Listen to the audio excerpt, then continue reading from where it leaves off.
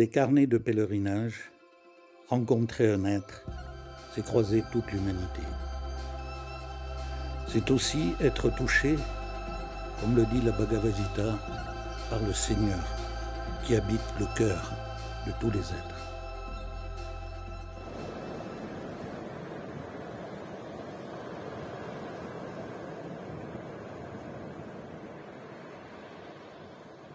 Les vagues du temps roulent le galet des jours jusqu'au silence.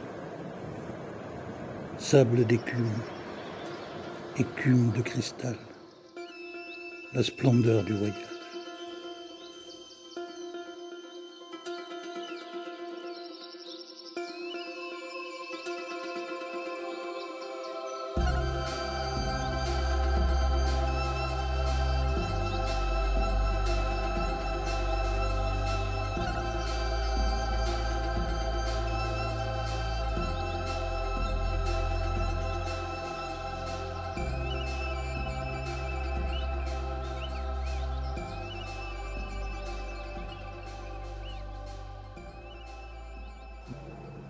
Et c'est difficile pour les gens de s'engager dans la face nord parce qu'ils sont dans un milieu où personne ne s'engage dans la face nord, tu vois. Donc pourquoi j'irai moi, va-toi avant, enfin tu vois, c'est... Bien sûr.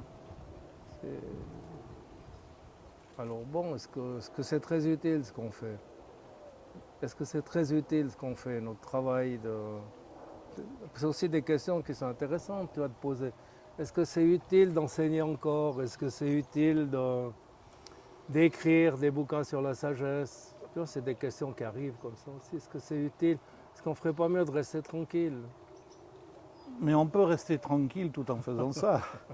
Et la réponse, pour moi, elle a été très éclairante d'un de mes maîtres, Cheikh Abdelwahid Yahya, René Guénon, qui, dans la crise du monde moderne, dit transmettre la sagesse au milieu de cette confusion, c'est ce qu'il y a de plus noble. C'est ce qu'il y a de plus noble. S'il y a un combat à mener, symboliquement, hein, parce qu'il s'agit de tuer personne, ouais. il s'agit de ne pas se soumettre à cette ombre et de ne pas être dupe de ce qu'on nous propose. Et de, comme dit Evola, puisqu'on l'évoquait... Seul au milieu des ruines. Voilà, et dans la tranchée imprenable, c'est-à-dire celle de la vérité, où personne ne peut l'enlever. On peut lui tourner le dos, on peut la nier, mais elle demeure toujours.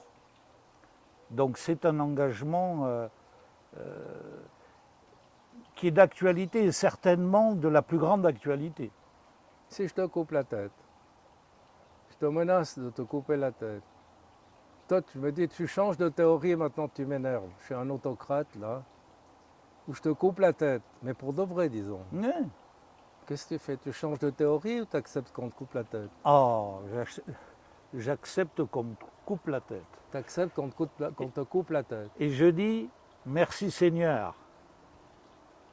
Parce que je verrai celui qui veut me couper la tête comme la volonté de Dieu de m'éprouver et de me permettre d'aller vers lui. Ce serait une grâce. Bah, si tu es convaincu, c'est bien. À 100%, sans aucune hésitation. Tu vois, c'est le problème de la mise en situation difficile. Comment je réagis dans une situation très difficile de vie et de mort? Ah oui, oui, oui, bien sûr. De vie et de mort. D'ailleurs, le Cheikh disait les compagnons du prophète étaient prêts à partir dans l'autre monde à chaque instant. Et ce qu'a dit le prophète, vis dans ce monde comme si tu allais vivre 1000 ans et prépare-toi à partir dans l'instant. C'est sur ce fil-là qu'on doit se tenir. Oui, mais nous, les compagnons du prophète, je crois, et nous, c'est difficile. Tu vois, c'est la Xeniteia, donc c'est l'épreuve de l'exil. Donc l'initié doit s'exiler d'une certaine manière dans un pays, enfin c'est le chant de la perle, tu vois, c'est exilé dans un pays étranger, etc. C'est quitter sa famille, quitter ses enfants, quitter la vie, jusqu'où on est capable d'aller. Jusqu'où on est capable d'aller. Ça, chacun répond personnellement. Hein, mais c'est quand même des questions que je pose. Parce qu'on est fragile. Parce que le moindre choc nous effarouche, tu vois. Bien sûr. Le moindre petit bruit nous fait peur. La moindre petite indélicatesse nous révulse. Tu Bien vois, sûr, bien sûr. on est des gens du confort. Il faut faire attention aux paroles qu'on dit. Tu vois, ça choque. Oui, on est devenu, bien sûr. C'est- Mais c'est- la voix t'éprouve d'une certaine manière dans ce... te détache. Moins tu penses avoir de choses, plus c'est facile. C'est-à-dire, dès le moment où rien t'appartient, voyager est beaucoup plus facile que si tu considères que les choses sont à toi. Ouais, mais ça, c'est vrai. Mais nous, on dit ça maintenant tranquille. Ah, Tu vois, dans un joli domaine, avec une gentille compagnie. ah, ça, ça, me, ça me rappelle quand les Mongols ont envahi Bagdad. Et d'ailleurs, l'histoire extraordinaire, tu sais que les Mongols ont envahi Bagdad et puis 2 ans après, ils sont tous devenus musulmans. C'est une histoire incroyable. Mais au moment où ils envahissent Bagdad, tu as Attar, le grand soufi qui a écrit des livres, Le langage des oiseaux, justement, etc. Il est pris par les Mongols et fait comme esclave. Et il y a la vente des esclaves, et à un moment, on propose pour lui 3 pièces d'or. Et Attar s'adresse à celui qui le vend, au Mongol, en lui disant « Mais non, tu ne vas pas me vendre pour 3 pièces d'or. » Et ça continue comme ça pendant un temps. Donc le Mongol, il se dit « Celui-là, il a de la valeur, etc. » Et ça monte jusqu'à 10, 20, 30 pièces d'or. Et puis il ne reste plus que le dernier acheteur. Et le dernier acheteur lui dit je te donne 2 balles de foin. Et Attar se retourne vers le Mongol, il lui dit ah, ça c'est mon prix. Et le Mongol lui a tranché la tête. Ça l'a mis en colère. Il avait perdu 30 pièces d'or. Bon. Ben oui, oui. C'est des histoires. C'est vrai que quand tu y es, c'est autre chose. Ça, je veux bien te croire. Je pense que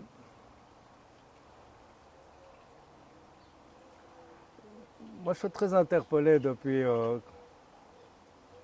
une dizaine d'années maintenant par ces histoires d'état de conscience. Donc, parce que l'évolution le long de la montagne, elle est vraiment par les mètres, elle est graduée de manière précise. Et ce qui m'interpelle, c'est que les gens n'en parlent pas. Donc, techniquement, ça veut dire qu'au premier relais, c'est-à-dire au premier niveau de conscience dans lequel on vit en général, qu'on appelle l'âme végétative, si tu veux, voilà. Donc, notre perception, on sait qu'elle est par définition comme ça et pas autrement. Ça, ceux qui recherchent la sagesse devraient savoir que tant qu'ils sont sur ce relais, ils ne montent pas. Le deuxième niveau, bon, dans les arts martiaux, chez les Japonais, ça s'appelle Goshiki, c'est la conscience sensuelle. Et la plupart d'entre nous, on est dans cette conscience sensuelle, passionnelle, etc., végétative. Voilà, ça, au pire, ça se traduit par dodo, métro, bobo, bouffer, manger, baiser, enfin un truc comme ça, tu vois. C'est très grand. Donc, je m'aperçois que beaucoup de gens qui en sont encore là, ils ont des prétentions, mais excessives. Donc, ils pourront au moins savoir que tant que je suis là, je ne peux pas demander autre chose, c'est pas possible. Avant de passer au deuxième niveau, qui est alors mon Rokushiki, c'est-à-dire qu'il y a un organe de commandement qui prend le commandement de la sensualité, des sens, et après il y a un troisième niveau qui est le niveau de l'âme, etc., etc. Je ne veux pas rentrer dans les terminologies différentes, mais chaque niveau a une fonction précise et une définition précise chez les différents maîtres des différentes traditions. Voilà. Alors nous, on a cette prétention très démocratique, c'est quand quelque chose est dit au sujet de la chazès, tout le monde sait. Tout le monde sait. C'est naturel, chacun a un avis, mais des fois il est tellement à 1000 années-lumière de pouvoir émettre un avis que c'est pas possible. Si on lui dit « mais tais-toi s'il te plaît, écoute », alors il se vexe et il part. Donc chacun, ce que je veux dire, chacun a un avis sur la sagesse. Voilà, comme dans n'importe quelle profession, cordonnier, un jeune viendrait et aura un avis sur la confection d'une chaussure qu'il n'a jamais faite, il saurait tout. Donc la sagesse demande une évolution, c'est un chemin. Et je ne sais pas comment dire aux gens, avertir les gens, mais non, c'est pas comme ça, tu sais pas. Tu sais pas, prends les étudiants qui sortent, qui viennent de faire l'UNIL ou le collège, mais ils sont d'une prétention mais insupportable. Ils sont d'une prétention mais par rapport intellectuel, ils savent tout. Ils savent tout et moi j'étais la même chose. Moi je me rappelle que j'avais un oncle qui était recteur du collège, docteur en philosophie. J'avais 20 ans, comme ça, 19 ans, on se réunissait à Noël pour manger, mais de lui, docteur en philosophie, moi je faisais mon baccalauréat, tu vois. Et j'émettais des critiques sur le thomiste, il était thomiste. Il en arrivait à pleurer de désespoir, tellement j'étais bête. Mais pourquoi on est con comme ça? C'est ça que je me dis, pourquoi? Et ça m'a duré longtemps. Tu sais comment ça m'a duré longtemps, cette prétention-là. Et cette prétention, je la vois aussi autour de moi. Je la vois aussi autour de moi, à tout âge. Et je pense qu'à un moment donné, moi j'ai appris à dire oui, j'ai appris à me mettre à genoux. C'était insupportable pour moi de me mettre à genoux dans une église. Tu vois? Première fois que je me suis mis à genoux, c'est au sommet de la Sécrème. Dans le monastère du Père de Foucault, dans plein désert, parce que c'était tellement beau. J'ai été pris d'une vague mystique qui m'a submergé. Je me suis effondré et j'ai pleuré. Première fois que je me suis mis à genoux, j'avais 45 ans, 50 ans, tu vois. Donc, il y a quelque chose en nous, mais je pense que c'est la carapace de l'ego, tu vois, qui fait résistance à cette pénétration merveilleuse de la lumière. Et ça aussi, c'est très difficile à briser. Très difficile à briser. Voilà. En parlant de ça, tu parlais d'humilité. Ben voilà, l'humilité, je pense, c'est se mettre à genoux. Devenir humble, se mettre à genoux. Oui. Quand tu dis briser, ça me rappelle Evola, dans un traité d'alchimie, qui disait, symboliquement, c'est plus facile de fabriquer l'or que de briser l'or, c'est-à-dire briser la cape pour toi, tu comprends ce que ça veut dire. C'est-à-dire, l'or aussi, l'individualité, c'est de l'or. Ouais. Mais savoir la briser pour pouvoir accéder à cet or divin, c'est le plus dur. Très souvent, notre pratique, merci. Très souvent, notre pratique martiale, elle est précédée, elle est introduite par une séance de calligraphie où on choisit un archéschème, c'est-à-dire un archétype, et on le dessine. Donc, il y a une technique fluide pour faire de la calligraphie qui imite un peu la gestuelle qu'on va connaître après dans le dojo. Alors, par exemple, ça c'est Myoji, là, tu vois, c'est Myoji. Et ça traduit un peu la question que Yacine pose. Il est très difficile de défaire l'or. C'est très difficile de défaire l'or, c'est-à-dire que le moi, en quelque sorte, c'est un or négatif. C'est une pierre qui est très dure. C'est très difficile de défaire l'or et c'est l'action principale de celui qui commande, c'est de défaire de l'or. Après, c'est presque un jeu d'enfant de faire de l'or. Vous voyez, le vrai or. Donc, misogi, ça veut dire la clarification, ça veut dire la purification, ça veut dire quand tu mets l'or dans le, tu vois, tu dois le décanter, tu dois le filtrer, tu dois, etc., sortir les pépites. Donc c'est toute cette clarification que nous faisons dans le premier kata, qui s'appelle Heian. Et ce premier kata, ça veut dire clarifier. Donc c'est une grande difficulté pour l'adepte sur la voie initiatique, cette première étape où l'on doit défaire l'or. Et c'est vrai que c'est une formule d'Evola ou hermétique, donc qui revient souvent, hermétique qui revient souvent. Et c'est vrai que c'est très difficile, défaire l'or. Donc quand tu as défait l'or, tu as procédé à ce qu'on appelle une opération qui s'appelle solver. Tu as dissous. Donc ça veut dire que tu as dissous une structure individuelle ou personnelle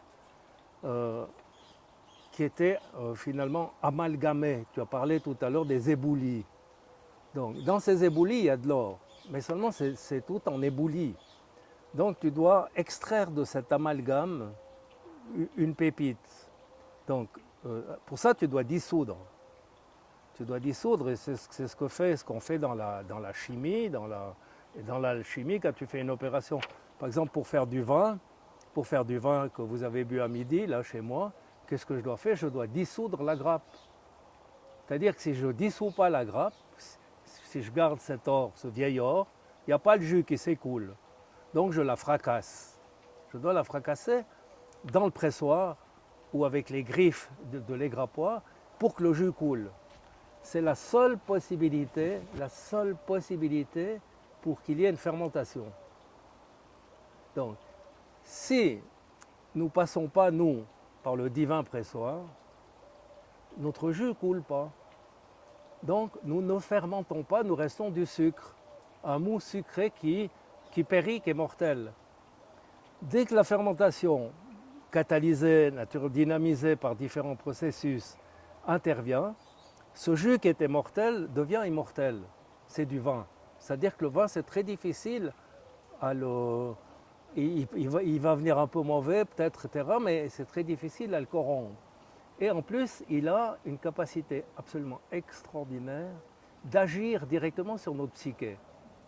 Donc c'est ivresse sur ivresse, ou c'est psyché sur psyché. La psyché du vin, c'est pour ça que ça peut nous rendre tristes, joyeux, etc., selon les tempéraments qu'on a. Il ne faut pas boire n'importe quel vin, donc tout ça c'est en lien. Et maintenant, si je continue l'opération avec le vin, parce que c'est très intéressant de voir l'analogie entre le vin et puis l'homme, le vin peut encore pourrir, on pourrait dire, ou en tout cas flétrir, en tout cas se dépérir. Maintenant, si je distille le vin, j'obtiens du cognac. Et le cognac, c'est une eau de vie. C'est-à-dire que le cognac est indestructible, il peut être détruit que par le feu. Donc le cognac devient feu si on y met le feu. Donc, vous voyez, l'exemple que nous donne la nature, c'est quelque chose de fantastique. Donc il y a cette opération du solver. Et la deuxième opération, ce qu'on a dissous, maintenant, il faut recoaguler puisqu'on parle d'alchimie. C'est-à-dire qu'on a séparé les substances, la terre, l'eau, le feu et l'air. Et maintenant, il faut les remettre chacune à leur place. La juste place, c'est l'opération du coagula. Dans le soufisme, ça s'appelle fana, la première dissolution. Et la suite, c'est baka. C'est la recoagulation de la permanence. Donc on retrouve c'est extraordinaire. Ce que nous montre la nature, on retrouve ça dans la haute spiritualité. Mais qui veut être dissous? Qui veut être dissous? Tu vois la difficulté. Tu vois le Christ dans le divin pressoir. Il ne s'est pas mis pour rien dans un pressoir. Tout son sang qui coule dans une bassine, il y a les miséreux qui viennent pour boire. Ce sang va guérir les miséreux. Mais qui veut passer dans le divin pressoir? Bon, tiens, Misogi, tiens, je l'offre là. Merci beaucoup.